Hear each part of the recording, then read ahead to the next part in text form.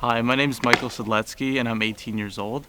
I've been longboarding for about 6 years, and I really remember the first time I got into longboarding.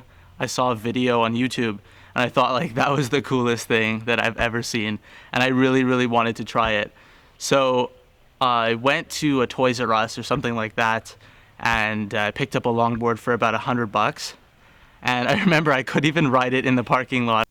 I practiced a little bit, and then after a while, I picked up my first expensive longboard. And that was about 350, $400. And I remember I started going downhill, and that's when my passion for longboarding really kicked in. So, what is a longboard? I mean, it's very similar to a skateboard in terms that it's a plank of wood with some trucks and some wheels on it. But some main differences is that, first of all, you have this size, so it's obviously a little bit longer than a skateboard. Another thing is that it's a lot more stable and smooth. So a longboard you'll use essentially for getting around or just cruising, whereas a skateboard you'll do tricks and stuff like that. So really the longboard has these rubber wheels instead of the plastic ones on a skateboard, which make it a lot smoother. So is there a longboard culture? I mean, definitely. There's something great about being able to make friends with people who longboard. I mean, you see someone on the street on a board and you immediately know like they're one of us.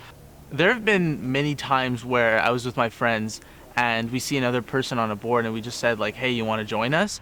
And they said, yeah, for sure, because they know that we share something in common, you know? So, I mean, there definitely is a longboard culture in terms of making new friends and just knowing that like these people have your back. So why do I longboard? Not only is it a great way to get around, but there's like such a thrill in going down a hill at 60 kilometers an hour on a piece of wood. It's really exciting. Not only that, but sometimes longboarding can take me away from all the stress and things like that I get from school and life in general. I feel like I can just put on my headphones, listen to some music, get on my board, and it's just me and the pavement, you know, everything kind of just fades away.